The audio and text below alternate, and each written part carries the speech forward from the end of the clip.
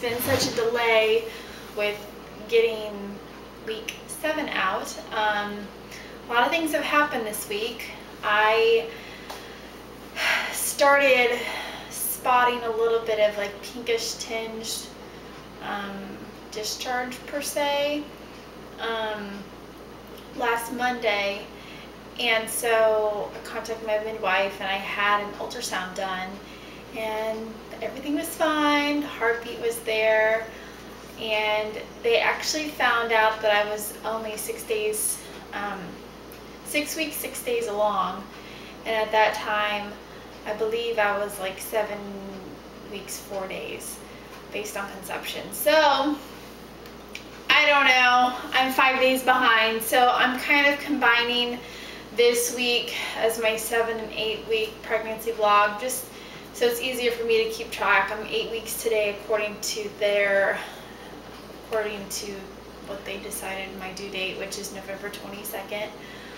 Baby was fine, and yeah, it was really kind of exciting, but it was a nerve-wracking time. But my husband was there and he really had like no worries at all, so it was kind of nice and reassuring. A big thing that happened this week was kind of telling my parents that I'm having a midwife, and that was pretty tough. I really haven't spoken to them much because they're really wanting me to have an OB, and that's just, you know, this is just a preference that I've wanted, and I just want more one-on-one attention, and so that's just been a tough thing to deal with and kind of put a little bit of added stress. But I'm just, you know, my husband's given me a lot of confidence and reassuring me with the values that we have for our baby and the way that we want to deliver the baby. So symptoms this week, I have been the sickest I've ever been. Okay, granted, I haven't thrown up yet, which is really great, but literally I would be laying around in bed all day just feeling awful. The only things that really help it is to sleep, or when I was able to, I was going to work as a server, and actually just moving and getting that exercise actually just kind of took that away. Every morning I have these Canadian Farm organic chocolate chip chewy granola bars. They seem to be the only thing that I really care for right now when I wake up. Instead of like saltine crackers, it just has a little bit more chewiness instead of the salty, like dry mouth type of thing that it gives.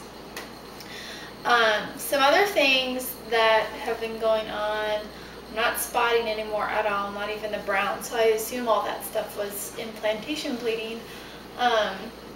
And I bought my graduation dress today.